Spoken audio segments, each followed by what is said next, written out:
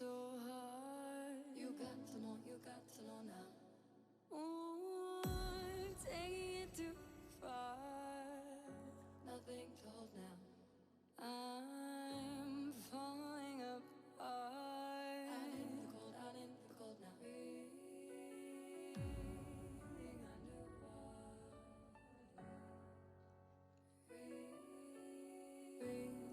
Breathing underwater now. I can't let go.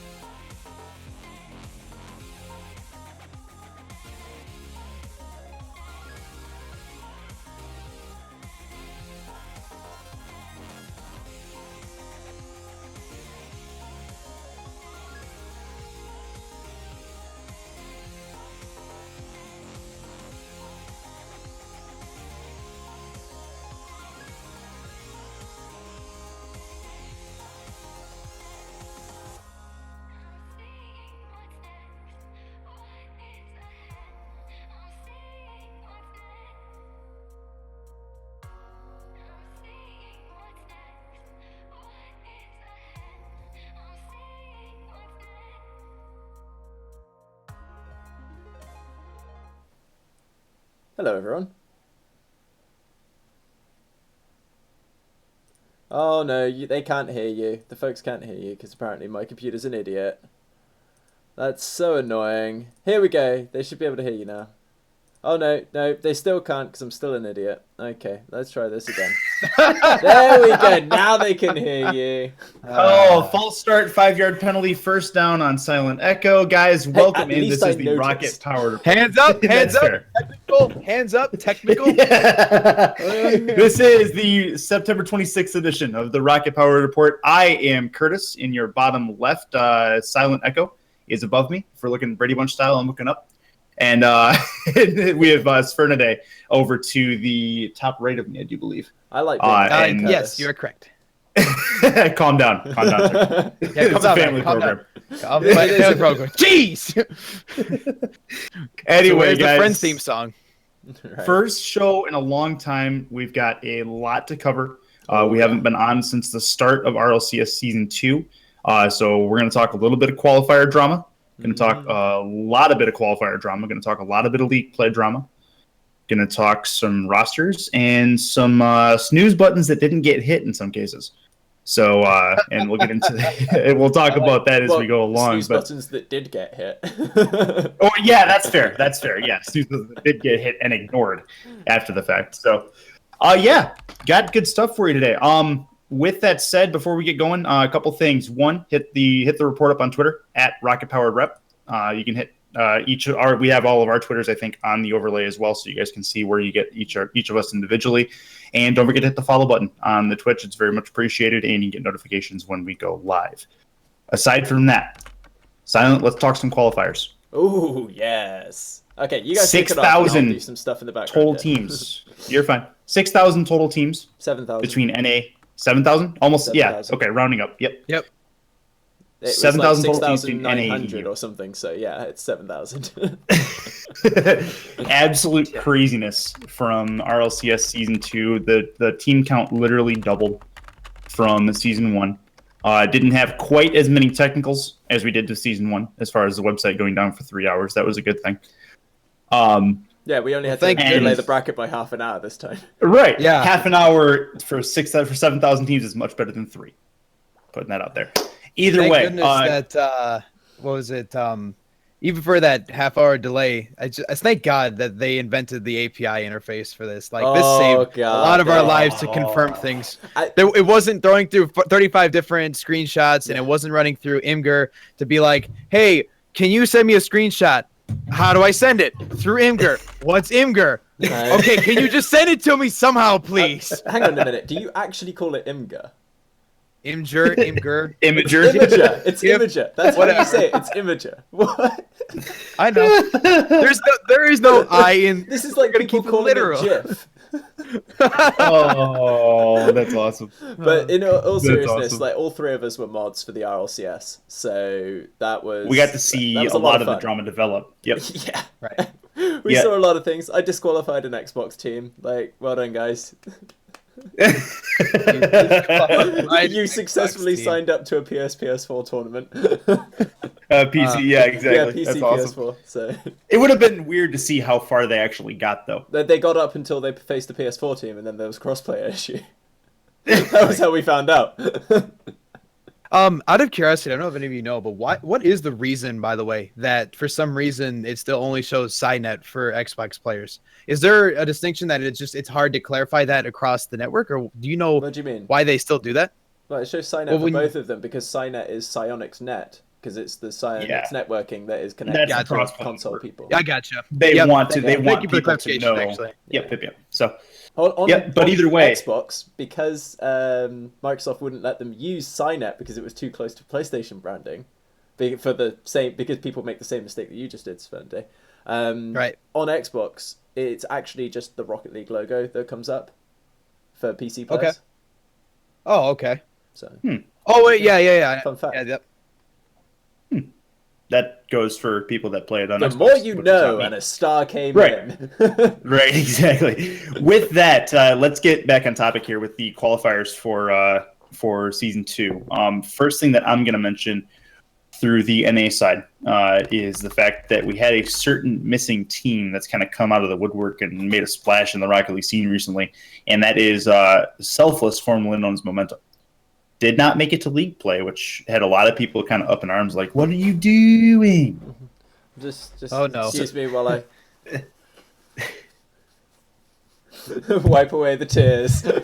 Oh, I mean, Rip. it's like this is actually really funny because I was talking about this with Shogun on TV last night, and we were talking about like we were on there to talk about the results of the qualifiers, and what we mostly did was talk about the team that didn't make it through the qualifiers. Right. Right. So there was Well, a I good, mean, like, it's as 5-minute much segment. Yeah.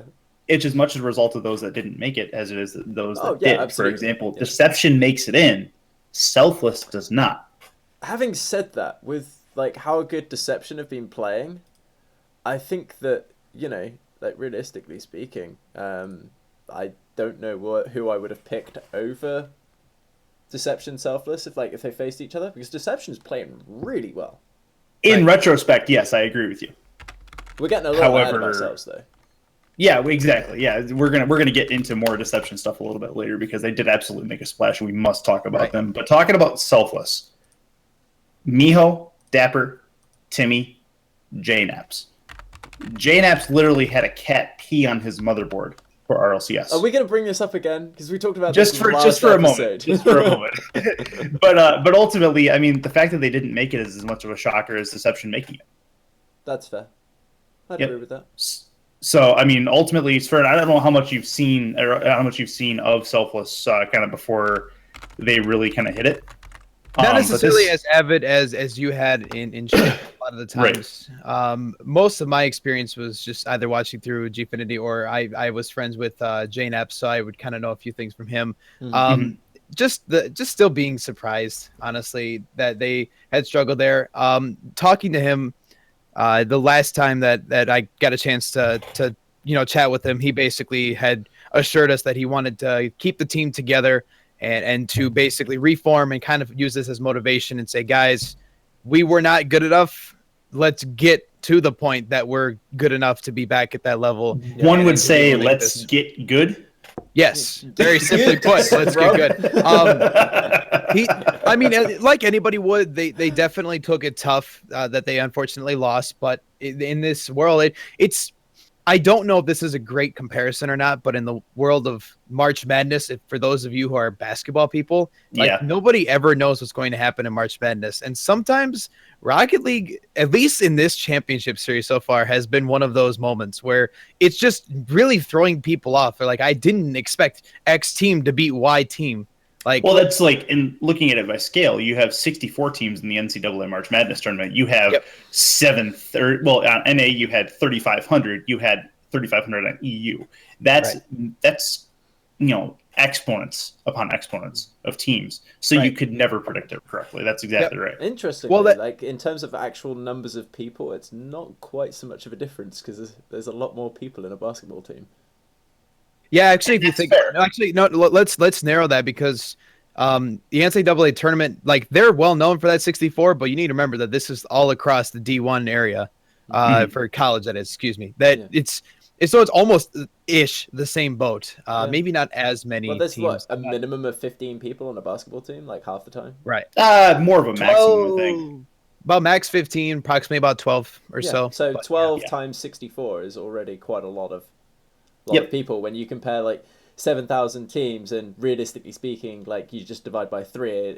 You look at 7,000 teams, you times by 3, and that's how many people were involved. Right. So still 21,000 people. Yeah. Oh yeah. It's exactly. It's a metric ton of people. There's no doubt about that. I don't think we're going to see as much shuffling in the future, though. But I'm sure we will see shuffling. Yeah. The reason, and I've got some reasoning for this, so bear with me. So RLCS Season 1 came out kind of out of nowhere. There wasn't a lot of time to actually, from that being announced to, you register and you're playing in it.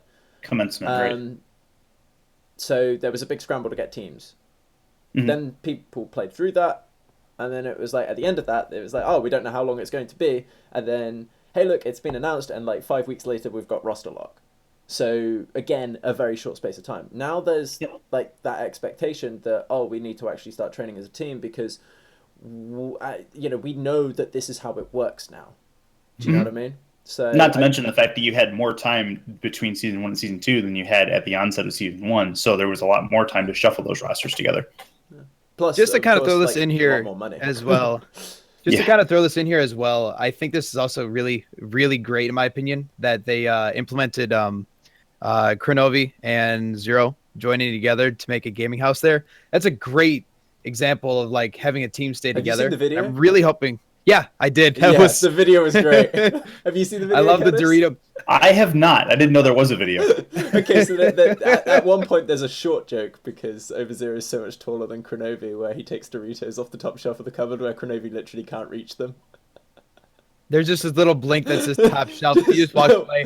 Kronovi's like, that's my Dorito. Kronovi, and there's also a moment where they show you Kronovi's room where the desk is right up against the bed and he's like, yeah, so I just stack pillows and pretend it's fine. Like, turns out chairs are important, but G2 was sending me one, so it's fine.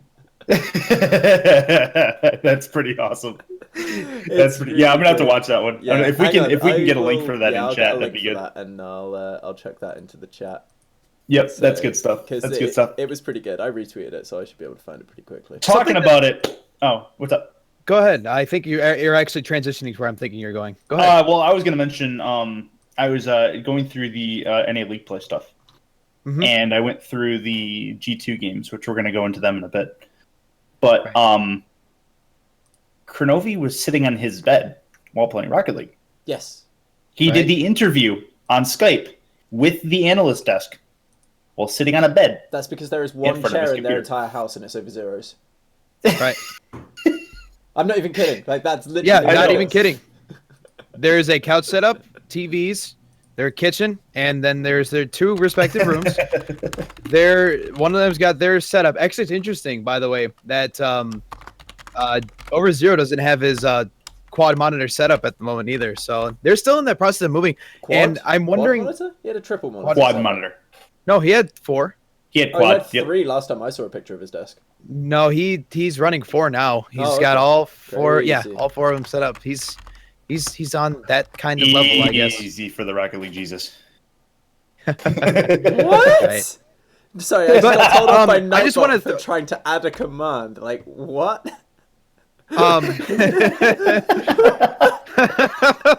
Hey, Silent, you need to be logged in as the Rocket Powered Report account.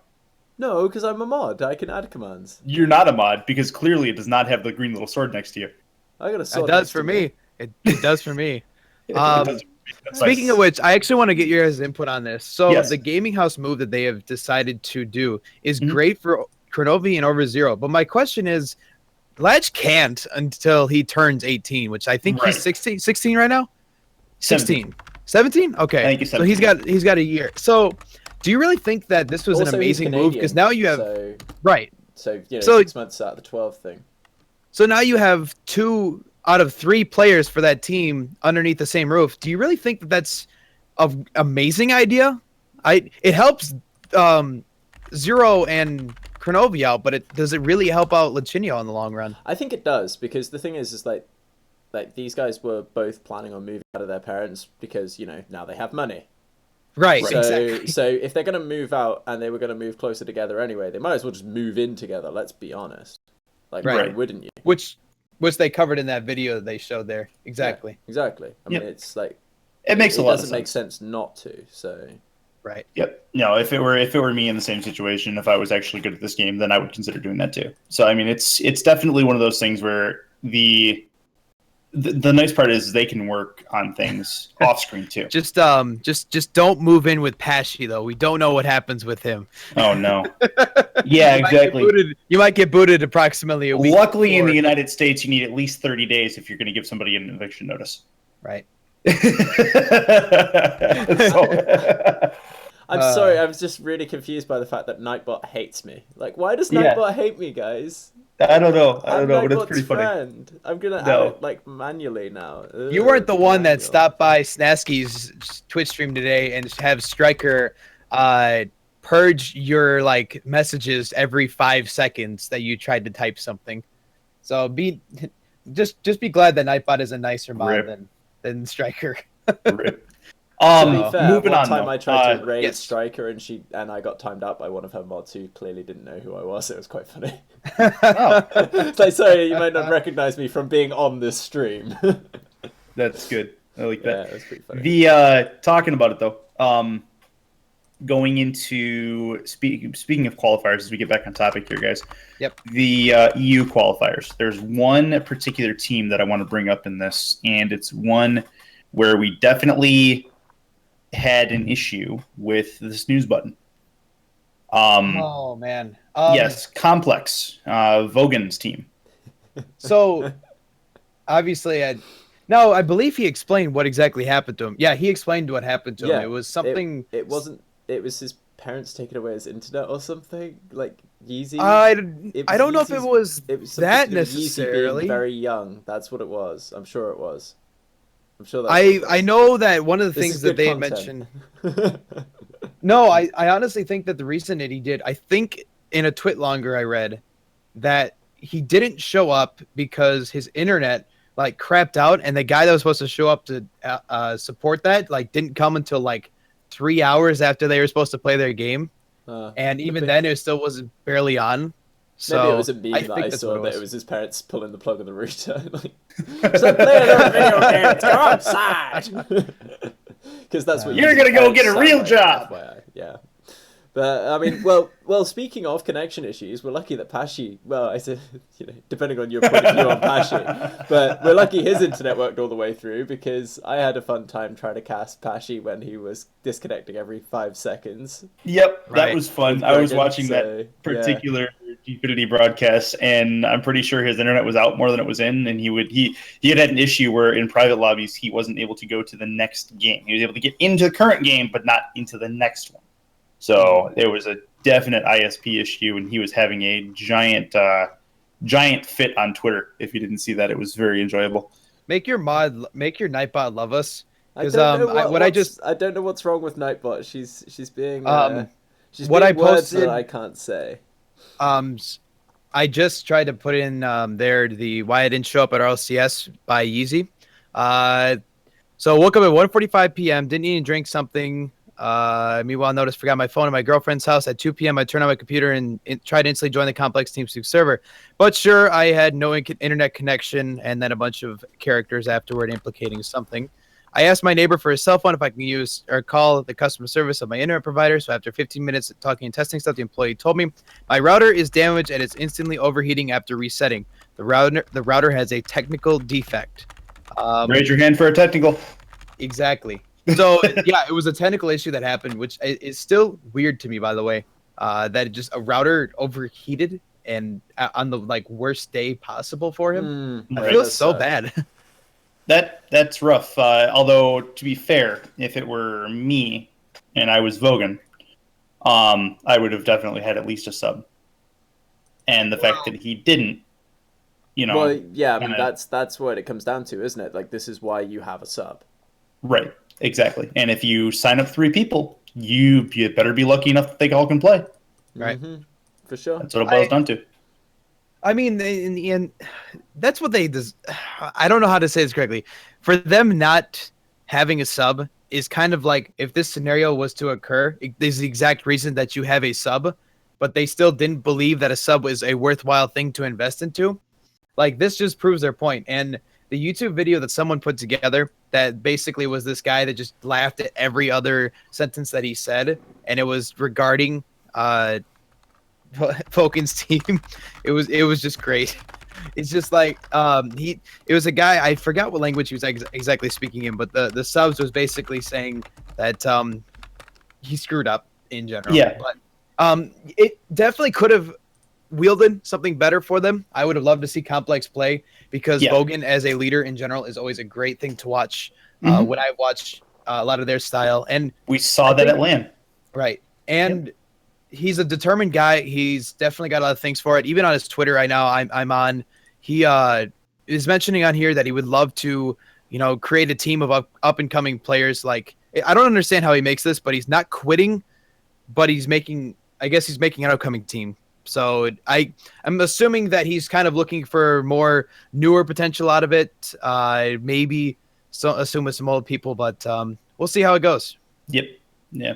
But yeah, Complex not making it through definitely shuffled the bracket a bit for some people. There's no doubt about it, especially for the Fantasy Rocket League rankings. I think that would have definitely had something to do with it. Well, actually, you know what? This actually kind of leads into something that I wanted to talk about anyway. Sure. Like in a general view, I was thinking about writing an article about it, but we might as well just like have a little discussion now. Regarding the fact that these teams have subs, right? Yep. So if something goes wrong and they need to field a sub, like these subs have no experience half the time. Like nobody's if it was me, like especially with league play on right now, I'd be like, yeah, let's give the subs some games, because that way if we need them for like, you know, LAN, they're gonna be used to the pressure and have some experience of playing within the team. And I'd be running through like every different roster check, and certainly when I used to play football, that was exactly what we'd do. Like we'd field different subs and things. Okay, yeah, it's a smaller percentage of the team in a football game because you got 11 players on a team, but right. It's still really, really important that those subs have experience of actually competing, as opposed to just, you know, scrimming, or if they're even scrimming with their subs.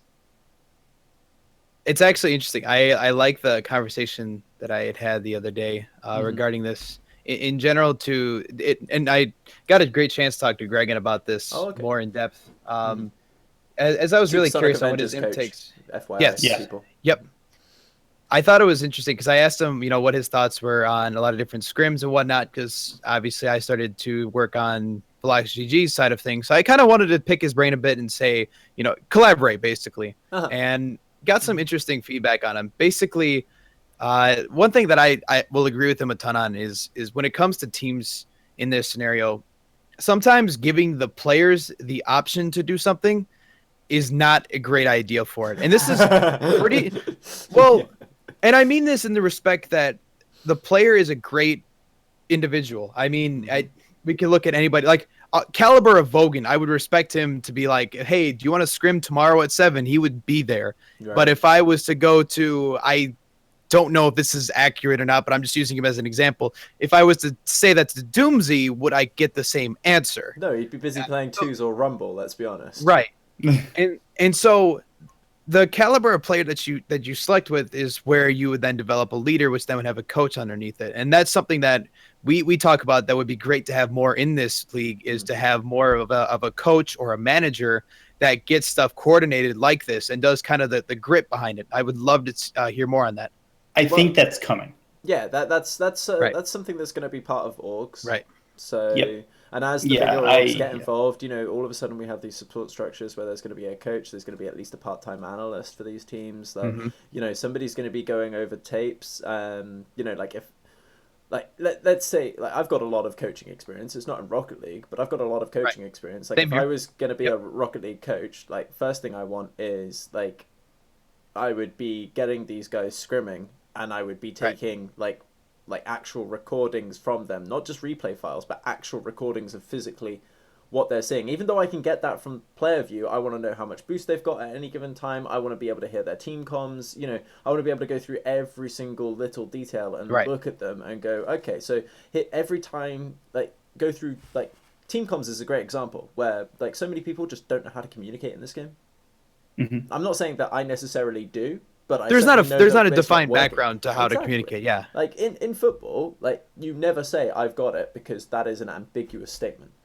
Right. Like, you would call your surname when you're going for a ball, because that means that everybody knows who it is that's going for that, you know, or your nickname, or what, like something that that is a unique identifier. In Rocket League, the calls seem to be based on you see me, I see you, and somebody getting net. And that's about it. So it's a game of instincts right now, especially. Two players up front, you're going to be back. If it's one player pushing forward, then someone got to come up with them to try to get ready for that pass. It's definitely, and this is just a side effect of a game being, you know, over a year old. I mean, how many people? Not even in terms of the esports scene, not even a year old. Right. So you can't just rush things and just say, "Oh yeah, No, we're that's totally like." Why isn't everything perfect at this moment? This is just a work that is going to take a lot of dedicated people to be able to develop something, and to keep the pace that it's going to go to is going to be a phenomenal. I'm going to say challenge, but I believe that is a very, very accomplishable, especially at the rate that we're going at. Yeah. But I think this is something that we just need to make sure that we need to remember that this is only a year old. I mean, do we expect every toddler to be studying how to freaking ride a bicycle? Like, not every 2 year. I was teaching my 5-year-old to use fireworks on Sundays. No. I'm talking like a 2 or 3 year old. I just now caught what you just said, guys. Like literally. Do you live in America or Britain, sir? Because that was an American move you just did. What did I do? I like that. I like that. All right. In all getting away seriousness, from though, yeah. I mean, well, just to like round off You're this fine. point. At the moment, we're very much in a game of instinct. I think that's a very correct way of putting it. It's reliant on mechanics and players knowing where they need to be. There's very little strategy. What I'm loving is seeing teams like Flipside do set-piece kickoffs. You know, we saw that a couple of times yesterday. The set-piece kickoffs are amazing. Where it's just like, oh, I'm not even going to go for it, but I'm going to make it look like I'm going to go for it, and they're not going to know that I'm going to dodge, which means that we know the ball is going to go here, because that's how you would do a kickoff if I'm going for it. And then I know that you're going to be over there, so we just bing, bang, bing, bing, goal. Done. The vintage and signature fake kickoff is what he's referencing, in case people aren't not really sure. Yeah. Sorry, that was the worst description really in the world, interesting, by the but way. it's a set-piece face-off move. Seeing the past VOD, this actually surprised me. Nobody on the analyst desk actually remarked about that being their fake kickoff. Which was kind of surprising because they're very well known. They didn't remark that it's specifically theirs, but they did remark upon the fact that it's a set piece play. Oh, maybe it was in the analyst desk then, because it wasn't on the analyst desk. The person that analyzed it. The person that analyzed it. At least the highlight play that I saw, they didn't say anything about it. Maybe that was just the specific place that I saw. It's on RLCS's Twitter. I know I saw one of their highlights, and they didn't say anything. Right, okay. They just said that how Marky Duda had a beautiful shot on the very end, and I think and that was that was from the highlight reel at the end of the series. Yeah, as opposed to because during the cast they most definitely did talk about it. Yeah, it could potentially be it too. You're very correct. But in all seriousness, I think whiteboard plays are a huge thing that's gonna be massive in Rocket League, because the game is so fast paced. Having whiteboard plays in the back of your mind where you just somebody makes a call out because they're in the right position with the ball, everybody knows exactly where they need to be in order to make this play happen, and that's just going to be a huge part of team consistency in the future. But we're not quite there yet, so we'll table this for now, and let's get on to qualifiers and who actually made it through. Yes. First mention of those that made it through. Gotta talk about Deception. The fact that they made it in, where we talked already about Selfless. Deception, though, making it in easily one of the shocks of the qualifiers, and how they've performed so far has been absolutely a shock. It's been granted, they lost both series this week. So just real quickly, for those of you that don't know, Deception is mostly composed of former Imperial Esports players. I don't know if anybody actually. They're it's literally the same team. They got dropped for leg. I didn't know if someone dropped or not. I believe it was the same roster. So what happened is we had my brain. So Deception was the Imperial team, because Deception is Derek's old team before Derek stopped competing. That was who picked them up. So Imperial picked them up back end of June. And then they dropped the team and they picked up Legacy, which is the now Imperial team. So Deception have been around as a roster for quite some time, actually. They nearly rival Supersonic Avengers in how long they've been longevity. Yep. So, which is impressive, because Supersonic Avengers is the longest standing roster currently competing in the RLCS. You got Vince, you have Corrupted G, and you have Fireworks. Yep. Is what the roster is made of, and they absolutely tore the house down against Exodus and against Vendetta. I believe was who they seal it. They just could not hit the finish button. And that was their big thing. You know what was amazing for me, because obviously we kicked off the day with Exodus versus Deception, And Exodus, that's the only series Exodus played that day. That is the least number of goals that I've ever seen Exodus score across 5 games. That's because Deception was on them. Exactly. They had constant and consistent pressure the entirety of the series. Exodus took advantage of opportunities. It's not even pressure. It's just sheer possession. Because pressure can be like possession switching back and forth. Like that's getting fair. A lot of blocks. But Deception just maintain possession. And you can't score goals if you don't have the ball. It's as simple as that. Yep. So, their touches were smart. Like there was redirects happening at the midfield where they would they employed a strategy that I love doing is hit it where they aim. Yeah. And when basically the ball would be traveling back to somebody from Exodus would have it. Somebody from Deception would catch them, take it off of the top of their car because Exodus were trying a little bit too much individual plays to start with, and put it right back into the middle of the scoring zone in the offensive zone. Yeah. When you have that and you're taking the defensive rotation kind of off its heels, you have an opportunity to put balls in the net, and they were able to do that. And props to them to doing that. They need to get their finish together, though, because they easily could have had both of those series, and they didn't do it. Let's be honest, it was an upset when they beat Vendetta in the round of 6. Well, during the actual qualifiers, they beat Deception in a match that they beat Vendetta in a match that Vendetta was supposed to win. And I can totally understand why they won that game, because if you look at the scoreline for that game, Deception had 2 clean sheets out of the 3 games that they won that best of 5 in. Yes. Which is just phenomenal, because Vendetta score a lot of goals. I mean, if you can stop Darkfire from scoring goals on you, you're going to go a long way. That's as simple as that. Like, absolutely. Absolutely. So I'm really excited to see what they do going forward. So I do want to mention this here because I thought this would be really relevant to talk about this for Deception.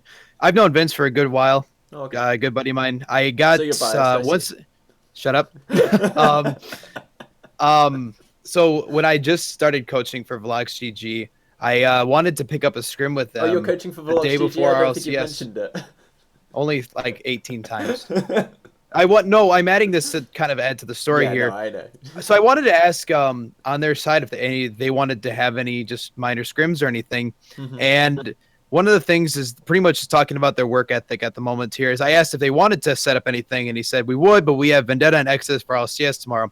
And I was just saying maybe not necessarily your team, but just in general to other people. And he says, no, right now we are going over clips at this moment. So which is awesome to say that the night before they came prepared, they came ready, they were aware of what was going on. And that I really hope I saw something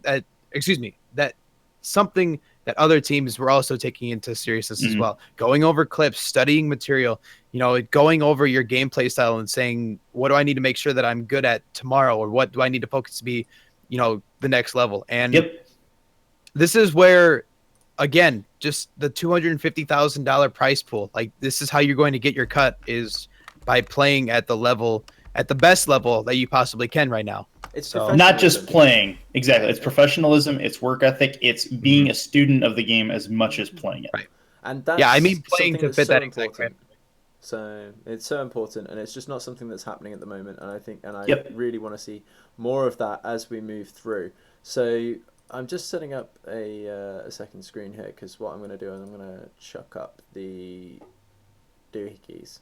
I'm sure that I have done a wonderful job of describing to you what a doohickey is. Doohickeys for the things in the smart that's right. materials. So I'm going to chuck up the list of teams that made it into the NA League.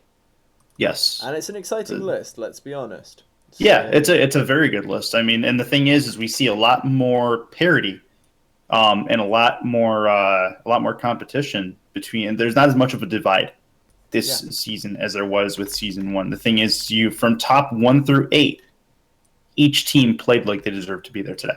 Yeah, absolutely. Or not today, but for league play. I mean, ultimately, I say today because I finished up the VODs today, so that was good. With that said, so did I though, because I wasn't available. I watched bits and pieces. Like me and Shogun were watching it while we were waiting to go on, because we did actually end up being the last slot on the show last night. But still, I missed a lot of it. So, but we have the list of teams here. We have Deception, we have Exodus, we have G2 Esports, we have Genesis, and those are the 4 teams that went through on the. No, they're not. I thought that they were, for a second I thought they were the 4 teams that went through on the winners bracket, but they're not. It's in alphabetical order. I apologise. Kings of Urban, Revival, Take-Two, and Vendetta. Take-Two, now known as Take-3, incidentally. Right. So, and I feel like every single time they play, it's going to add a different number take, which is. There was a reason for that change. I don't know whether it's a public reason that we can talk about though. That's fine. I'm over it. Moving it's on. Not detrimental. Yeah, it's a name that is used in other places. We'll leave it at that. Right. So, any surprises here other than Deception, who we've talked about? Other than Deception, I mean, I just me personally, I expected Revival to make some waves. I expected G2 to make more waves than they did. G2 scared all of us. Let's face facts. G2 scared all of us.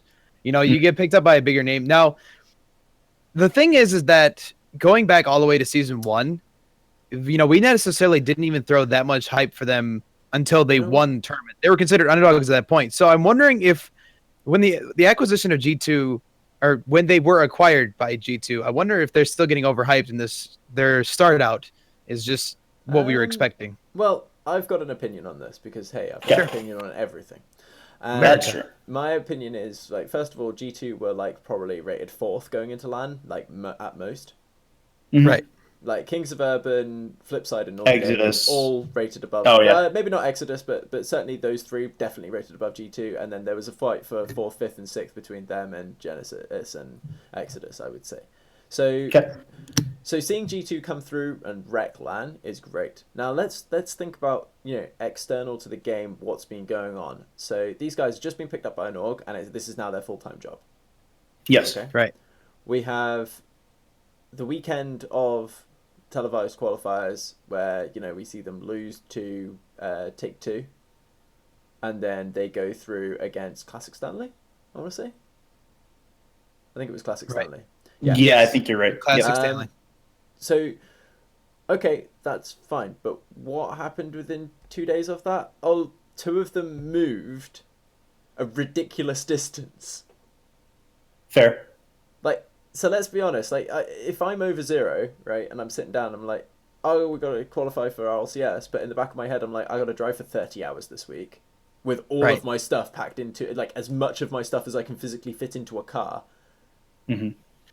And Kronovi sat there going, I've got to fit as much stuff as I can into my car and drive for 12 hours. And I don't know how much stuff you can fit in a BMW. Stuff like that, but yeah, but you're thinking about moving house and all of this stuff. Like, you've got real life pressures. And then coming into this weekend of league play where, you know, they haven't done very well, that doesn't surprise me. Like, I reckon that the fact that Over Zero spent 3 days moving is probably the longest he's been away from the game since he started playing it. Well, even reiterated for the fact that neither of them have the exact setup that they used to have, so everything's still kind of not fully set up. You're always sitting on a bed right now to play the game. You're used to your DX racing chair. Yeah. You're used to your DX racing chair, like, constantly. And you're now on a bed with pillows supporting you.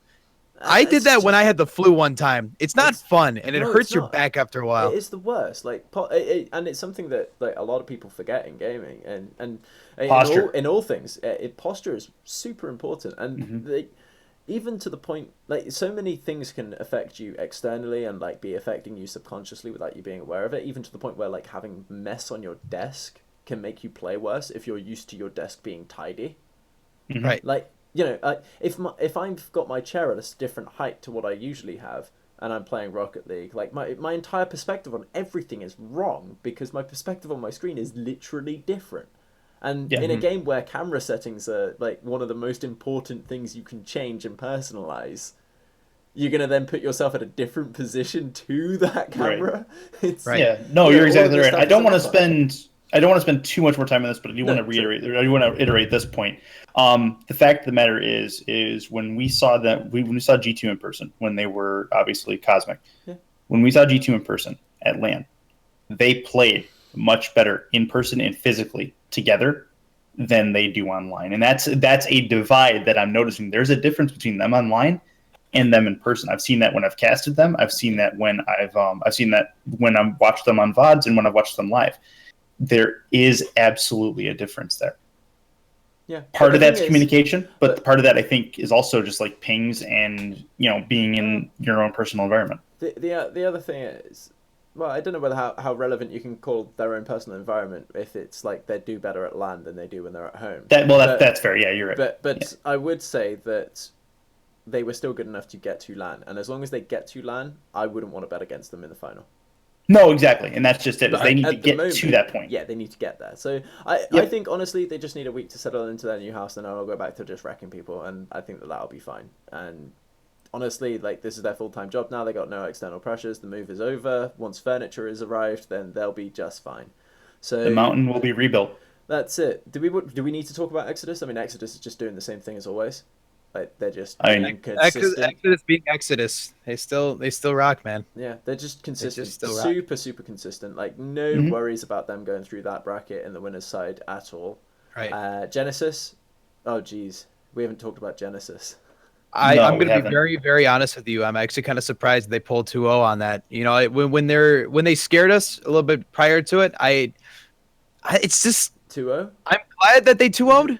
Oh, you mean like I'm sorry. I'm sorry. Saturday. I apologize. Yeah, so I'm jumping the guns. I'm sorry. I'm jumping. Sorry, my bad. I'm a little too. I'm a little too forward right now. I was like, hang on a minute. They lost to Iniquitous. Right. And obviously, like the acquisition of Classics got all of this praise, and Rocket Royale 2 straight on that, and then just going into this, and they just no. That's all I got to say. It's just no. Lack of effort, in my opinion. Genesis have always been super inconsistent though. Like, Genesis played down to their opponents, and they've always done that. And I think that Pluto's a big part of that, because Pluto's really the backbone of the team. He's what generates the opportunities for Espeon to shine in the air. He's the guy who gets, like, weird touches. Like, to jump ahead again, like, the goal he scored on Saturday, like, the one where he, like, the ball comes in and he just jumps up and hits it with the back of his car. Oh, yeah. Well, okay. Like, why did he hit it? And then it went in, and like... And I think Lawler just went, what? Yeah. If we're going to talk Genesis, though, I do want to talk a little bit about Espeon, because I think as much as Pluto is the backbone, I think Espeon has very unjustified confidence issues. If he would just sit back, turn a corner, and realize that he is a god at the game, then he would be a god at the game. But the fact of the matter is he gets inside his own head. I did have a point that I was approaching with Pluto. So Pluto's the backbone of the team. I think everyone can agree that that is the case. Like, a lot of the time, if you go back to the start of an opportunity, he's involved. And the thing about Pluto is that if you give him any time to think, he's got like a whole cupboard full of tools. And he's got no idea which one to pick. But if somebody goes, "Oh, you need to do something really quick," and he just goes, like, "I need that thing," and he just picks the right one. As soon as he's like, but do I like this saw better than this saw, or do I want to use a hammer for this, or shall I use a drill? Oh no, I don't know. Should I? And then somebody will just dunk him, and then that's it. And that's the problem with Pluto, is that if you give him time to think, he makes bad decisions. Right. But he's a fantastic instinctive player. He's got no idea how he does it, and to some extent that makes him brilliant, and to some extent it makes him, very, very difficult to manage him within a team, in my opinion.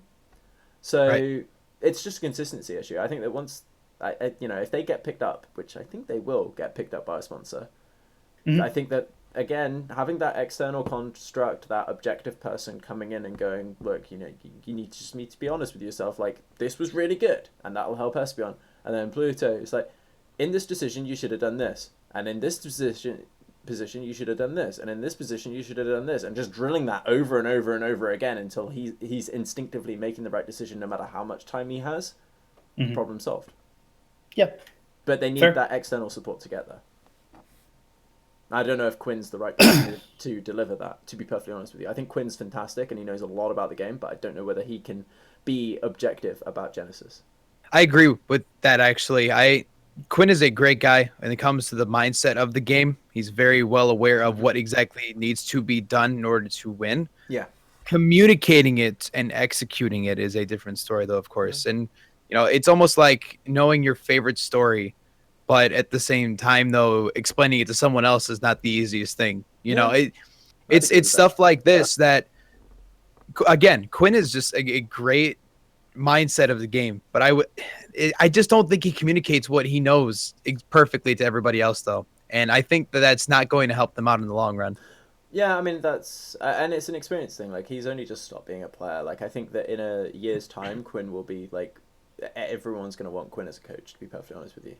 And to be fair to Quinn, I think it would serve him best to coach somebody else beside the team he used to play on. That's it exactly. I don't think he That's can very ever be true. objective about Genesis. Yeah, I agree. I don't think he. Yep, and if you're Genesis, you'd be smart if you were to get coaching advice from another person, because bringing in a third party to do your coaching instead of having somebody who's been with you the entire time and knows how you tick, I think it has its benefits. It has its drawbacks too, but it has its benefits. The thing is, it's about having the objectivity. It's about being able to remove your that's what I ego mean. from the Yep. situation. Right. Like, in order to be a good coach, you have to be able to remove your ego from the situation. You have to teach your players to remove their ego. Check your ego at the door. That's it, exactly. And Yep. I don't think that you can ever do that for a team that you used to play on. No, I agree with that. I agree with that entirely.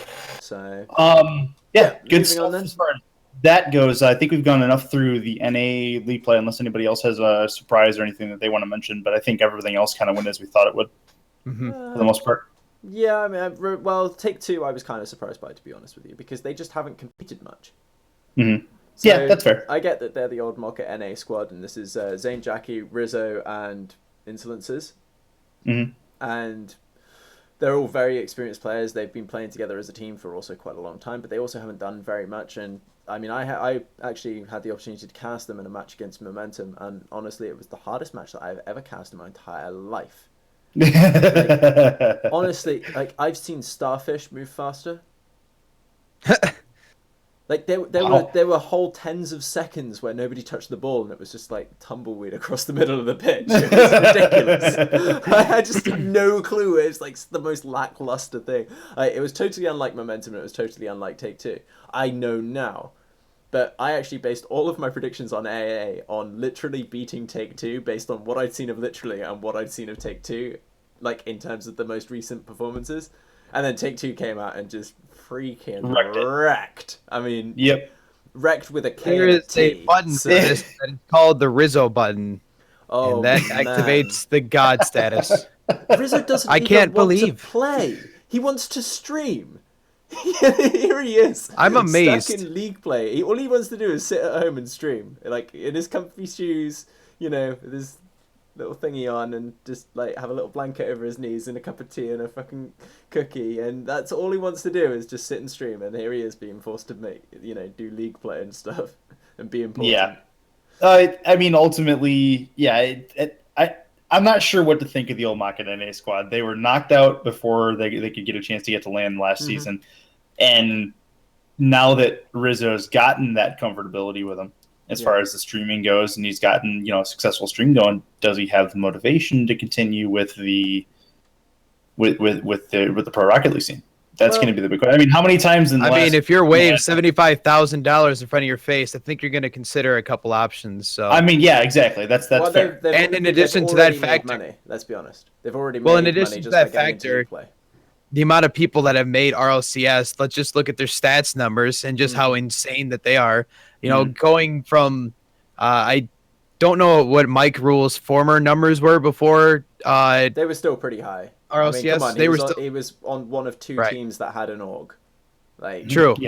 So, it is still not a pretty bad good. example, but anyway, That it's just was a saying bad that it's example, building a name for. Thank you. It's still building a name for yourself even further than you were, and just to see the play style that he has right now, it is great to see him back and playing. But I can understand his side of the story though. Yeah. Yep. Got to go on to. We got to move on here because otherwise we're going to be here till gotta 3 in the move morning. on. EU qualifiers and EU league play. We talked about qualifiers a bit. EU league play, and ultimately there were still some surprises. I don't think there were many as NA. What do you think? Silent. Well, I mean, it depends on what you mean by surprises, because if by surprises you mean that not a single person I spoke to would actually give me what they thought what their predictions were for who was going to get through. Okay, fair. Like, when nobody's actually put their money where their mouth is regarding it. I mean, can you really call it a surprise when everyone's just like, well, either this team or this team will win out of the two teams in this series?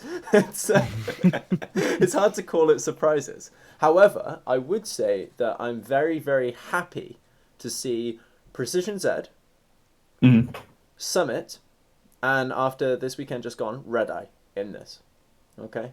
And the reason for that is because in Season 1 of the RLCS, we had, in the group stages, well, first of all, there was a lot more of a skill gap between the bottom of that ladder and the top of it. Yeah. Second of all, we had basically everybody just trying to play as fast as they can, and there was very little deliberation and strategy in the teams. Right. Precision Z, Red Eye, and Summit are the perfect example of teams that will just sit back and let you attack, and then break away. And once they've scored a couple of goals, they're not that fussed about scoring more goals. They'll just stop you from ever having an opportunity to score more goals. Right. That's fair. And we need more of that. It's a variety of playstyle, because honestly, like before, we had, okay, so there's the fast version that Northern Gaming use where they hit it off the backboarders. There's the fast version that Flipside use where they wait until Cookseer leaves the ground and then snipe him. Yeah, right. As Leafix would say, wheel snipe Selly, as it were. Yeah. Oh, look, Cookseer's off the ground. He's got a bit of space. We'll throw the ball to him and then check Twitter, as Marky Dudar said, on stage at RLCS. Yeah, absolutely. Absolutely. Whereas now we've got a variety of playstyles in, and even like on the other side of the pond, I know we've just finished talking about NA, but Deception are, in my opinion, an example of a similar kind of playstyle. And the more playstyles we see come in, the more players will understand that strategy is what is important, and the less we'll be relying on mechanics. Even though, in my opinion, we're maybe like out of 100, where 100 is like the most mechanics that we can possibly have, I think we're on about a 7 on that scale. I think there is so much that is undiscovered in this game. I mean, you can't even yaw and roll at the same time with the way that most players have their controllers set up. And as someone who does flight sims all the time, like, yawing and rolling at the same time is super important for orientation. I know you watched this series. I did not get a chance to catch all of this series. Red Eye and Oh My Dog. Oh My Dog was one of my surprises, but it was not in the right way. You thought they were going to do better? I thought they were going to do better, yes. I thought they had a chance to at least go 1-1 on the first day of league play, and they dropped 2 series. Is it that you thought that Oh My Dog would do better, or that you didn't think Red Eye would be that good? No, I legitimately thought Oh My Dog was better than an 0-2 start. Yeah, but they're playing against Red Eye. Yeah, and I've casted both teams, and I like Red Eye to a point. I think them and Oh My Dog are pretty similar in skill set. To be fair. But I fully expected Oh My Dog to at least get 1 series out of the day, and the fact that they played up against a Buzzsaw and Market Aces probably means a first loss. But I think they missed an opportunity by not taking one from Red Eye. Yeah, but Red Eye played phenomenally. Mm-hmm. Have you watched? You haven't watched the series yet, have you? Not that particular series, no. Okay, no, I haven't checked that one. Just go and watch that series, and then your opinion will be entirely reversed. Because Oh My Dog played fantastically. They just got wrecked. Okay, that's fair. And if that's the case, that's completely fair. The gap between teams is non-existent right now. It's fantastic. We have 8 teams in both regions where you can pretty much flip a coin, and there's not all that much. So, I mean, I'd still count Flipside and Northern Gaming as above everybody else in EU, but only just. And by only just, I mean like, if either it's not of those guys entire have tier has rating a bad, different. Yeah, if either of those guys has a bad day, that's it. Like, they might not make playoffs. No, that's fair. That's fair. Let's take a look though at one of the teams that Oh My Dog faced. Let's take a look at Market Aces here. Oh man, yeah, Market Aces. Soon What to be sponsored by Pizza Hut. Did you see Pizza Hut retweeted Pashi? No, I didn't. Oh, that's amazing. Oh, I must have missed that. What did they? Yeah. I didn't see the tweet itself. I just got told that Pizza Hut had actually finally retweeted Pashi. I mean, I guess there's only 500 times you can be mentioned by somebody who's clearly like got a lot of like impact on Twitter before you retweet them. That's amazing. Not wrong. Yeah, not wrong. Pretty good. So, but ultimately, I mean, Pashi, we know him. Mm-hmm. Some hate him, some love him. I mean, as far as his play on the Rocket League pitch, I mean, he's very, very physical, and that's the way that entire team plays. Yeah, I wouldn't say that Pashi himself is all that physical, to be honest with you. The entire team. As a whole, Market Aces as a whole. Yeah, as a team, but also, I mean, we're talking about the context of EU, which I know you're not as familiar with, and that's not, it is a common trend across all the EU teams to be more physical than NA. So Okay, that's fair. So I wouldn't say that Mocket Aces is necessarily all that much more physical than, say, Precision Z or Flipside themselves, or even Northern Gaming. Northern Gaming have been known to dribble a player into the back of the goal so that so that Remco could score. Like, I've seen Maestro pick somebody up on his nose and carry them into the back of the goal so that Remco can take a shot. Right. Yeah, exactly. You can't just factor in only one team as the super physical side of it. That's what's beautiful about it, though. Yeah, what's... I mean, what I will say about Pashi, though, is that I don't think there's anybody else that has spent as much time at the top of every single leaderboard as he has. The guy is a competitor. And the guy, he has the kind of competitive drive that we, like, I mean, honestly, if Doomsy had the same competitive drive that Pashi had, Supersonic Avengers would be top of the table every week. Now, one thing that I will mention, though, is I'm kind of throwing in a comparison card here because it's Pashi's mindset is, like you said, is absolutely adoring to hear and to see as it's like, The guy is literally in it to win no matter what he does. He's the most extreme version of. If he loses series, really good. Oh, it's interesting. You ever notice this? Every time he loses a series online, he just leaves like that. GG, gone. Not even to the celebration at any point. He's just gone. Like, that's how his normal style is. If he loses, he's out. And to counter that, a team or a player similar in that caliber, I like to consider is kind of like Vogan, where they're just that style where they just want to be the leader. They're competitive in their nature, and they want to get to that next level. And it's great to see those kind of players in this division.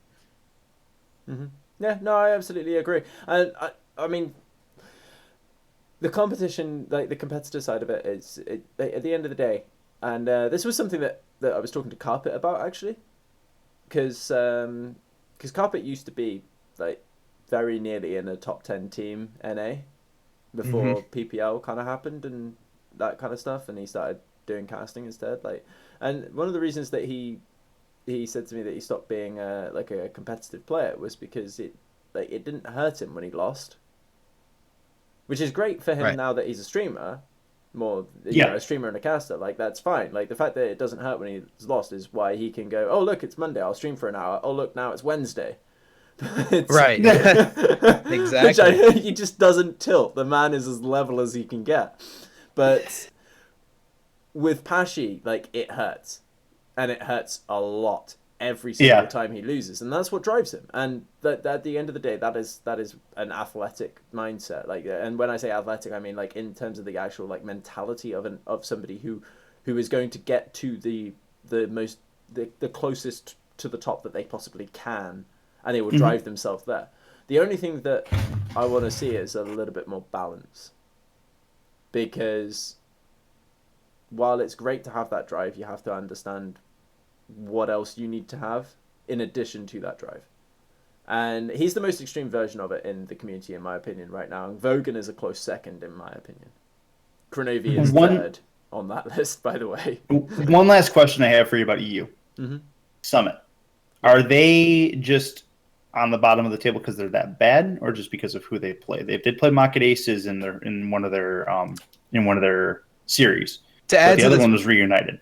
To add to this point here, going into RLCS, they didn't necessarily play that outstanding. You guys obviously, yes, you did because you casted it Friday on Friday's 3v3 EU that we saw here. Summit got booted before quarters even showed up, which is interesting. And I wish I had the bracket with me because I forgot who they lost to. But compared to who was in there, kind of gives an implication, and I'm not surprised they went 0-2 because they entered in that weekend not as strong as they could have been. The thing with Summit, right, is it's an interesting team because you've got Jesse, formerly Flying Dutchman. And let's be honest, I mean, how often do you remember anybody saying Jesse's name in the context of the Flying Dutchman? Like, you heard about Bogan driving the team, you heard about Dogu making the most ridiculous saves. Third on the list, no doubt about that. And then you're gonna have to remind me who else is on Summit. Oh, geez, Sebadum, Flarky, and Jesse. I believe they're the starters. Yemen is on the backup, though. It's Sebadum and Flarky. So Sebadon and Flarkey have been floating around the professional scene, but or maybe not professional is the wrong word, but elite scene, I would say. It's probably a good way to describe it. The guys who aren't making money but are very close to the top of the tier, the top echelon. Right. And neither of them's really made waves up to this point. So, but what I will say is that these guys have the balls to try and get inside the other team's heads. Because did either of you watch the Summit series yesterday? Unfortunately, I didn't get a chance to watch it. I did. Excellent. So did you hear about it? A little bit. Did you might have to hear about refresh the me fact though. that in both series they picked Neo Tokyo as a map? I did hear. Oh about that. yes. In their matchup, I did watch that one. I'm sorry. They Against lost Supersonic both those Avengers. games. Yeah. Yeah, So they lost 0-2. both the games they played on Neo Tokyo, but forcing teams to play on Neo Tokyo is a great way to get inside their head. Like, I wouldn't be surprised if next weekend they pick Wasteland. I'd be game for it. It's the Bring it mental on. game, and I love to see that because I think that we need to have more meta strategy in the game because mechanics can only take you so far. Like, I think there's a lot of work to be done mechanically, and I think there's a lot of techniques that people are going to discover, and I think there's especially in terms of aerial control. I mean, honestly, it's just mind-blowing to me that nobody's using roll left, roll right. Just to throw this in as here. bindings. Just to throw this in here, I mean, if for legitimate people that played Supersonic Acrobatic, oh my gosh, SARP, screw it. Yes. For those that played that, every map was pretty much different on that whole area. And the con I think that Rocket League had, if they wanted to perform a sequel on it, is that they came up with so many standard maps with the same format that a lot of the players that didn't play SARP beforehand didn't want to transition into a different map arena.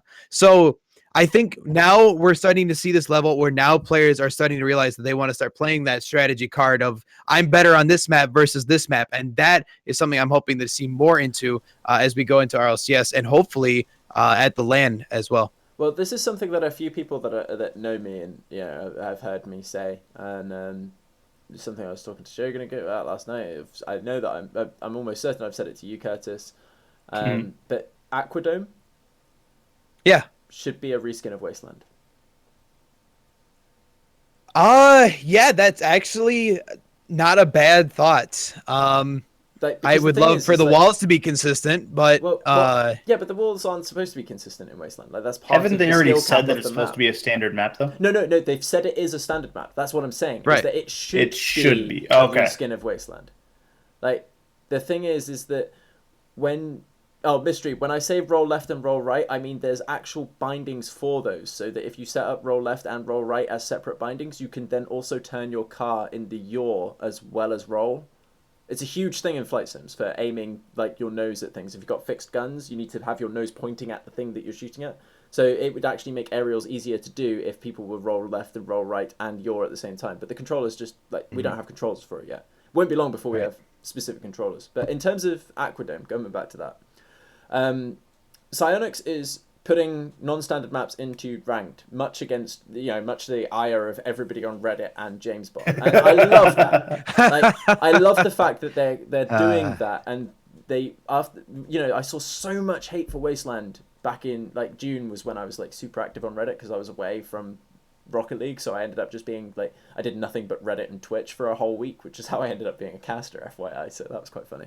But I spent a whole week on Reddit just, if you go through my post history, you'll see that it's very sporadic because mostly I'm playing the game or casting rather than on Reddit talking about the game. But if you go through my post history, you will see untold numbers of comments about Wasteland and how important it is to the longevity of the game. Mm-hmm. And I was so worried that they weren't going to do another non-standard map because of how, like, daily, like, 200 upvote posts about Wasteland and how rubbish it is. And then they introduced Neo Tokyo, and I was like, great, they've did it.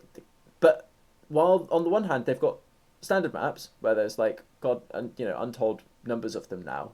You've got like 5 varieties of standard map plus 3 or 4 reskins of each one now. Yeah. Right. And then you've got 2 non-standard maps with no reskins. And I just think that if they want people to take it seriously, first of all, it should be a 50%. It should be like a 1/3 chance that you get standard Wasteland. There are days it feels like there's a 1/3 chance. There should be realistically. No, I agree. I And agree. then it should, once it's decided which map you're going to do, it should decide which skin you're going to do. Now I understand why they don't do that while they only have the one skin for Wasteland and Neo Tokyo, but they need to do more skins. And the fact that they're introducing Aquadome and it's a standard map, what's the point? It's a waste of time. They've already got loads of standard maps. I love what it looks like. Great. Right. Make it another Neo Tokyo. Make it another Wasteland. I feel like that maybe one thing that the reason they decided to do a standard map was because I'm sure that there is that side of the audience that's just going, oh, you're just doing nothing but throwing out a new variant or a varied map to us, We just had and Urban you're not Central giving us any Dawn. more standard, which is understandable for some of the close-minded side of the community. But like you James said, Bond. I would love to see, I would love to see more variance to it. But I can understand for those that aren't original SARP vets. I can understand for those that are thinking of different divisions. But I think, honestly, I'd love to see more varied maps to it, because this is going to be a game of learning about mechanical skill and then learning about the map advantages you have on each one. For example, Neo Tokyo people that typically choose it are typically known to have a very strong aerial game and are able to associate a lot more. Wasteland side of things, just to kind of have that Anticipation. variance in map. Anticipation, exactly. And reaction. Like, that's what's important. Reading in the play. Wasteland. It's totally different. And standard map is just standard map. That's what you were taught and raised on your first 500 hours to play on most Yep. people that started this game. Yep. No, that's exactly right. The thing that I'd like to see, that I think they may have put Aquadome as a standard map to maybe appease people, because we've had 2 maps introduced. Yeah. In the last That's exactly two of the what last we're- 3 maps. That's And then, exactly yeah, I what we think were you're right. iterating before. Yeah, Exactly. 2 of the last 3 maps have been non-standard, not including Aquadome. So True, but you put if you look Aquadome at out it- there. If you look at it, right, so the last standard map that was introduced was Utopia Coliseum, correct? Yes, that is correct. And all the others I shipped with the believe, game. yes.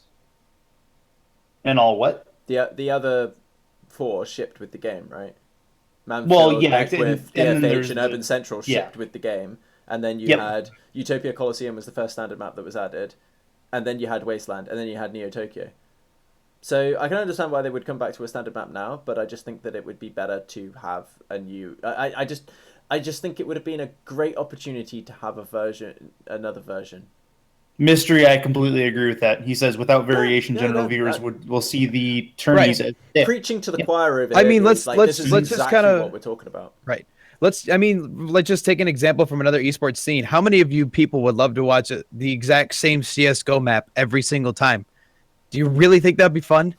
Honestly? Well, I mean, I did spend 400 hours doing nothing but Office on CS Source, so Yeah, I can I, understand. But that would why you I'm a also- special case.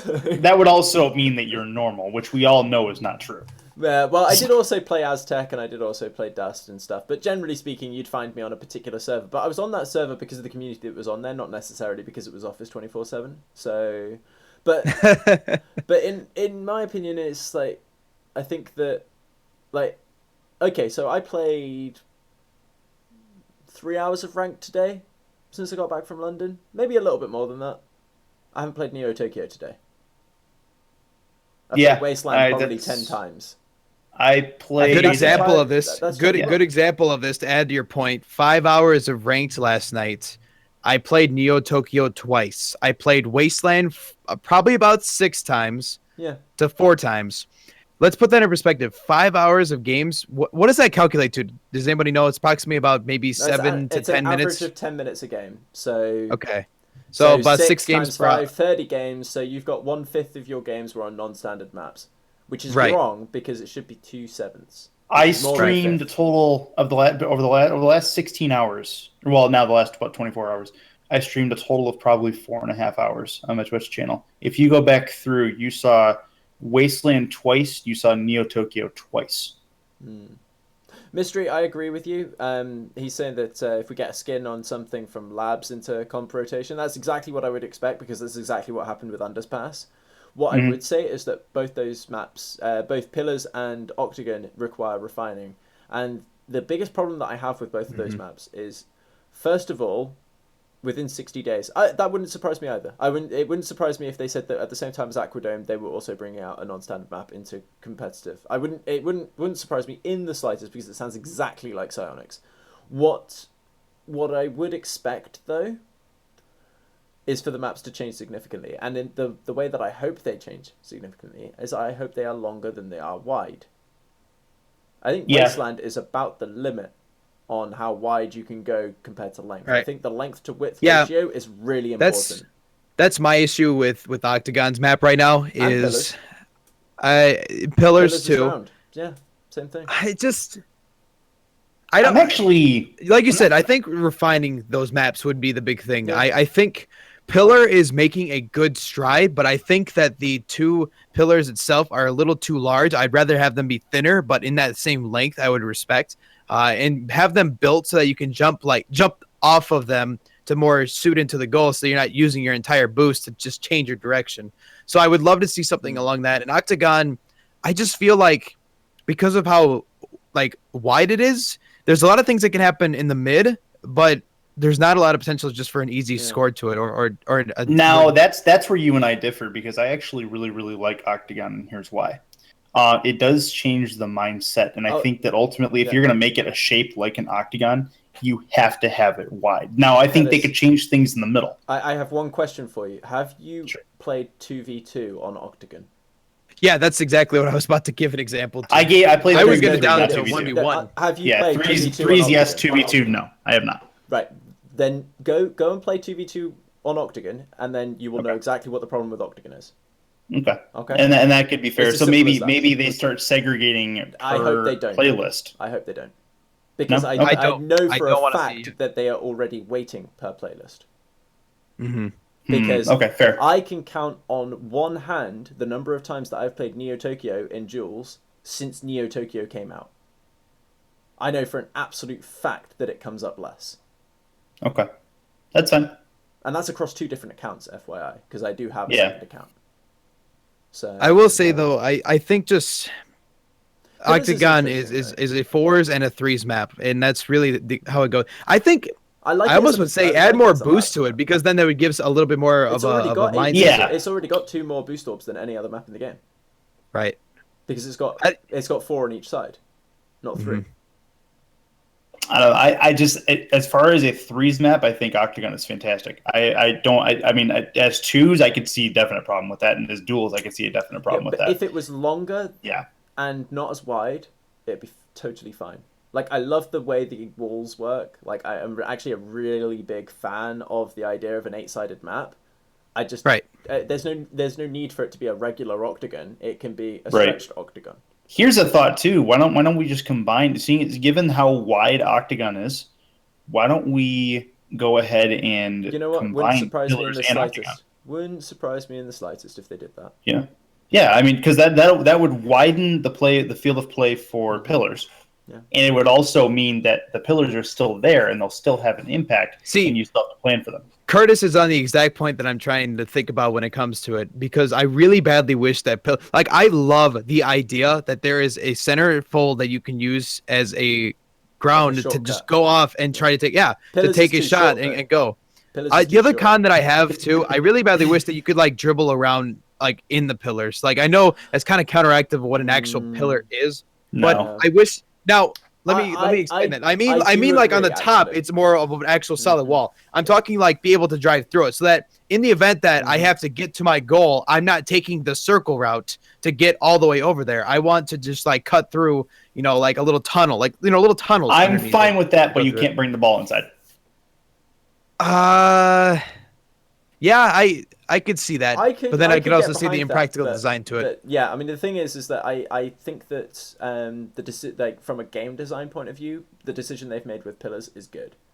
The fact that you can't put the ball through. I would like it to be another way, but I can fully understand why they've done it that way.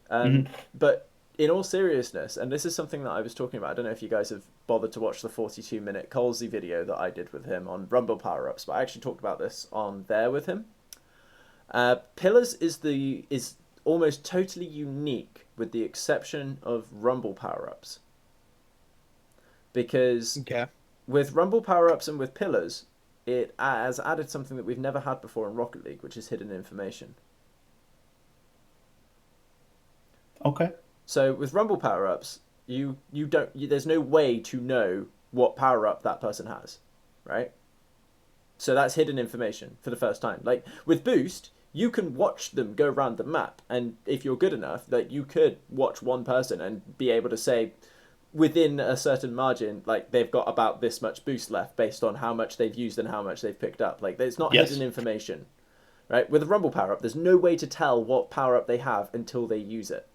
Yeah, that's fair. With pillars, it's the first time there's areas of the map you can't see.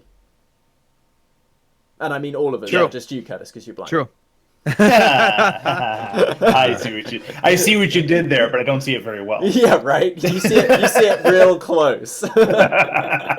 But in all seriousness, like pillars, you can go behind the pillar and you don't know what they're doing behind there. They could be picking up boost. You don't know whether they do pick up boost. You don't know whether they immediately power slide.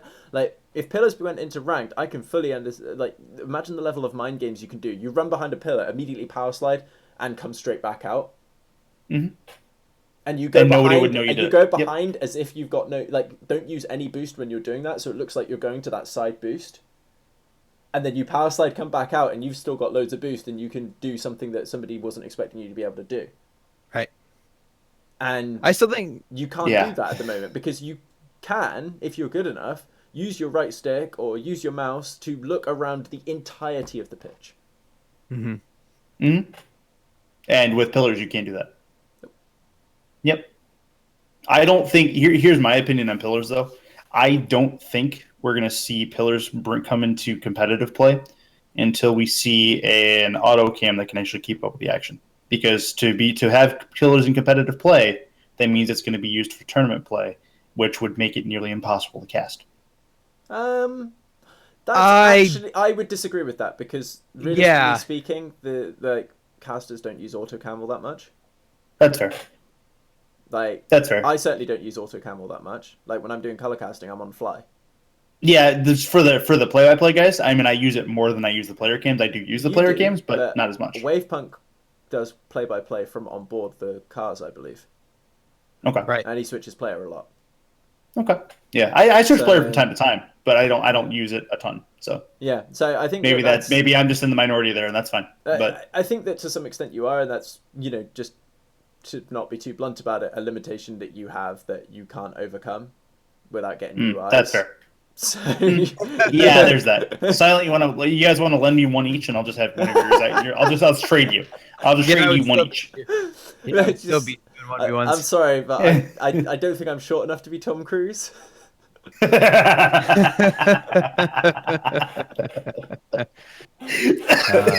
That's awesome. So that's awesome. But I mean, I do get where you're coming from, and I don't disagree with you. I don't think we're going to see pillars come into ranked, because I think it was an experiment, and I think that it is a failed experiment, in my opinion. People might enjoy playing on it, but enjoying playing on something doesn't actually make it good. Right. And doesn't make it good. There's a People difference enjoy plenty of stuff that is just awful. I mean, the Kardashians are an example of that. Oh, that hurts. So yeah, I really like the direction that SilentEcho is taking, though, just overall in terms of like map design and stuff like that. So, but well, and this is again just going into the matter of just give the game time, more things will develop, more ideas get thrown in. I mean, a company's in here to try to make money. They're not just going to just simply just sit out and be like, hey, we're just going to let this thing die off, even though we have an exploding, esports scene. Hang on a minute. I got to show you guys something. Have you seen what SilentEcho have been up to this week? What specifically? Because there's a lot of things they've been up to. No. SilentEcho as the staff have been up to one. Oh, thing yeah. Yeah, I know what you're talking doing? about. The vacation. Yes, the vacation. Have you heard about this, Curtis? I've heard they went to Hawaii. Okay, yeah. So they went to Hawaii. So what I'm gonna do, I'm gonna pull up. Well, what they're doing is they're scouting for Aquadome. Honestly, I don't think they are. It's a company retreat. But what I will say, and I'm gonna pull this up real quick, if I can find the tweet, because Fix-It Dirk was fixing it. Have you seen this? He was fixing his dance moves, that's for sure. Oh, you're gonna spoil it like that? Oh, You're just the worst, aren't you? Hang on, I didn't think it'd be that bad of a spoiler. Pretty quick. Well, I mean, I think a lot of people haven't actually seen this because there's not that many people that actually follow the developers on this. Let's have a look. Oh, maybe I just liked it. Oh no, that's the worst. Did I? I think I did. That's just annoying. I'll go find it now. So, Dirk fixing it. It was just Dirk fixing. Yeah, that's what it was described as. That's still fantastic. Yeah, it was very, very good. Here we go. Right, so I'm gonna transition this so everybody can see the wonderful, wonderful Dirkand. Show your style. Oh my god.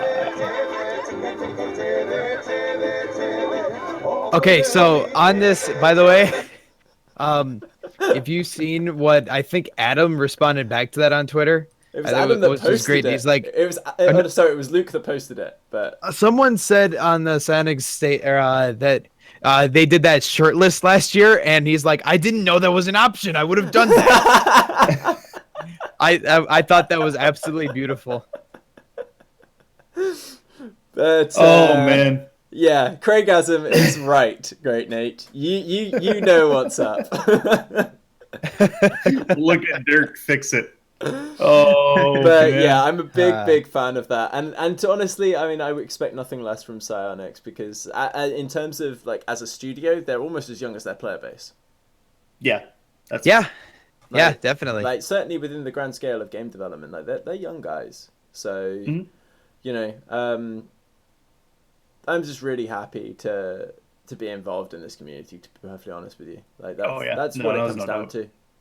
There's no doubt. I'm excited for the potential of possibly meeting these guys in person if everything goes according to plan. So then keeping this in mind though too, just it definitely as the scene blows up and as it continues on the rate that it goes, of course, keeping something going up in that same trend is just kind of an act of, then each person kind of contributing their own work to it too. So in the end, like we have a really, really good scene coming up right now, and just us as a community still need to continue it to grow in the strength that it's still growing. That's just a reminder. So would you say that in the end, it doesn't even matter? I knew you were doing that. I was just saying we have to try so hard and to get really far, and hopefully in the end it will matter. Okay, cool. Good to know. Good to know. We broke Curtis. Suhferderder, we broke Curtis. We broke the curd. Suhferderder broke the curd. You need to break the habit of Linkin Park references. Okay. Listen, sorry, but they're just crawling in my skin. Wait, I didn't hear all the silence. What was that? I said they're crawling in my skin. I can't help it. Oh, stop it. You're living in a castle of glass. Really? Because I guess I'm just numb to it now. Hey, at least his personality is see-through then if it's a castle of glass. Right, so let's run down very quickly just the results because we're approaching an hour and a half now. So we have, as alluded to already, Vendetta lose 3-2 to Exodus in the first game of Saturday. Then we have Vendetta, Deception come through. Deception lose 3-2 to Exodus. Is that what I said, or did I say Vendetta? I'm not sure which I said. But Deception had lost twice, I believe. So Deception looked really strong, but they still lost the first game to Exodus. Then they came back in the next two games, looking like they were going to contain Exodus for the rest of the series. And then Exodus did the partial reverse sweep and took it back. Then we saw a Deception looking very, very strong as they come through and take the first two games against Vendetta. And then Vendetta get warmed up, and well, essentially what happened was Darkfire stopped trying to set up Torment, and Torment set up Darkfire, and then they scored a crap load of goals. Yep. Oh, actually, no. What happened in the third game was Lethamyr scored most of the goals, and that sort of sorted out their rotation, and they worked it out what they were supposed to do. After that, I was actually playing private matches with Lethamyr later on that night, and that was quite fun. Yep. Then we had Vendetta versus Genesis. Genesis coming in cold, lost the first game, didn't look too hot. They come back and just sweep the rest of the series. Just it ends up being 3-1 to Genesis. Espeon has the most ridiculous goal, which just go and look up what Espeon did. In fact, just go and watch that entire series. It was one of the best series of Saturday, in my opinion. Then we see Genesis versus Revival, A Tale of Mice and Men. Yeah. Because Gino can't use his mouse and keyboard. Oh, I love it. And I got it. Yeah, I choose not to. You weren't laughing, so I couldn't tell. I chose not to acknowledge it because I'm so numbed by your puns already. All right, no worries. Suhferderder, you got it. You just weren't sure what to do with it. Exactly. I was just looking at it. I was just like, does he want me to do something with it? Because I don't want to. That's funny. That's what she said. So I'm just going to leave that alone. That was also what she said. So Stop you it. know exactly what. Yeah. Were you there? So Genesis continued to just wreck, basically, just so good. Beat Revival, no problems at all. 3-1. Revival then sweep G2, which is what we were talking about. G2 not looking great right now. I think Curtis has gone off to cry. Is he back? He's back. Okay, good. He's back. See what you made me do. Yeah, right. Then You made me do it. Then we saw G2 manage to beat Take 3. Yeah. So that was good. At least they did something this weekend. Mm-hmm. But they didn't look great doing it, let's be honest. No, and then Kings of Urban took Take 3. Take 3 beat Kings of Urban. Yep. Which was also Kings of Urban surprise. rip. So based on that Doritos video, I know G2 is sending Kronovi a chair. Are they sending him a step stool as well? God dang it. Well, I mean, if they did, I wouldn't surprise me if Overzero threw it away so that he could keep something safe in the kitchen. I can just imagine little Kronovi climbing up on the countertops to get the Doritos. Well, he just kicks it out out from underneath them. Right? The answer, the answer to this question. I mean, I really want to know what you guys think. But we all know that Kronovi has a black belt, right? Yes. But I just have an image of him and Overzero getting into a little domestic altercation, and Overzero just holding him off with one arm while the arms swing wildly. Oh no! But Overzero doesn't have the hair for Gandalf anymore. Oh he gosh! couldn't do the "you shall not pass." He can't get away with that. That was actually a Charlie Brown thing, but okay, sure, you can go. Well, yeah, you're right. I took it to a completely different direction. Oh, that's fine. Oh, you guys probably weren't watching. So we have to talk about, obviously I have a serious problem with puns. Okay. Yeah, we know. Right? You don't say. My problem with puns is nowhere near as bad as Wave Punk's. Okay, I didn't get a chance to see this, and so I want you to. I'm going to word for word repeat what Wave Punk said over a clip of Supersonic Avengers in the highlight reel of the series. Okay. Oh no! And he said, no! It's funny. It doesn't look too hot in here, but 2 hobbits just threw a ring in Mount Doomsday.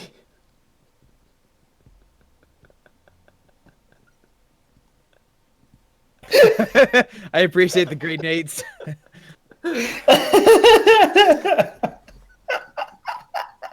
He's done a few of those. Wave Punk is great because he'll Wave Punk is worse than me, guys.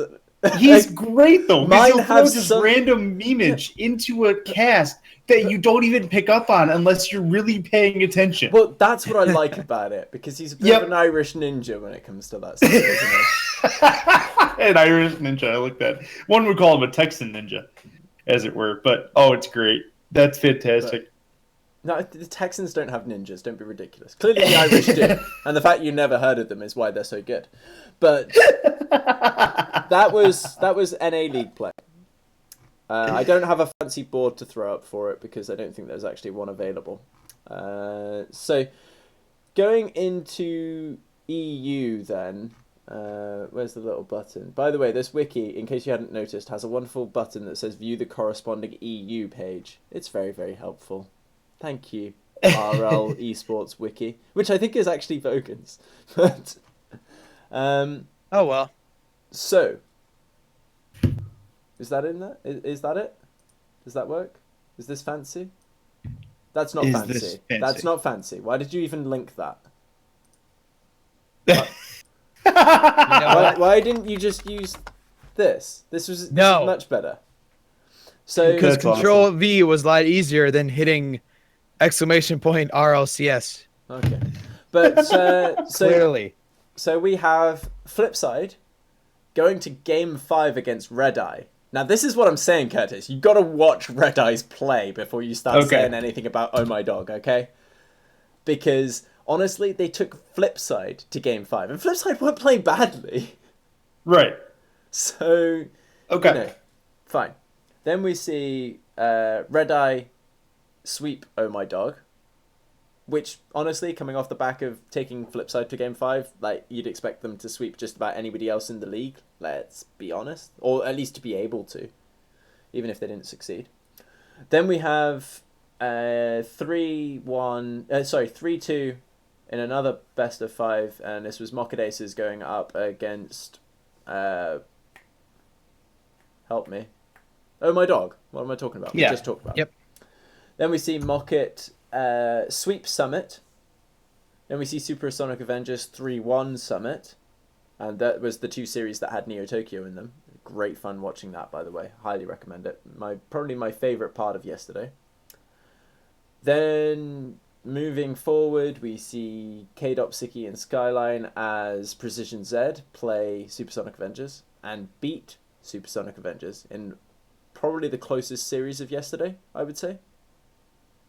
I don't think there was a series that was closer than that. Because the flip side, Red Eye one ended up being quite definitive by the end of it. It was just that it was close to begin with. Whereas Supersonic Avengers and Precision Z was close all the way through. And I say Supersonic Avengers, I mean Reunited. You all know what I mean. Yep. And then finally, Northern Gaming just sweep Precision Z. Just like, get out of here. Northern Gaming, the takeaway from the weekend is Northern Gaming look to be on the closest to what you would expect their form to be out of every single other team. Like, all of the other 15 teams don't look as good as Northern Gaming right now. Right. Yeah, I would definitely argue that point for sure. Yeah. Argue Both that point in Neo your Tokyo favor. games Yes. were hype. Great, Nate. Not just the one. Yeah, Nate, I have to look at my screen when I lean forward, so I'm looking at you now. You have to lean forward when you look at your screen. Yeah. Well, okay. I have to lean forward when I want to read stuff. Am I looking close enough at my screen yet to mimic you, Curtis? No, need a little bit closer. We should just do a podcast like this. We should do a whole podcast this one time. Spur a day. If you Everybody get welcome close to enough Rocket. where you can start seeing the fog on your screen, that's about there. All right, I'm about there then. Okay. Oh wait, So, sorry, guys. I forgot to do this.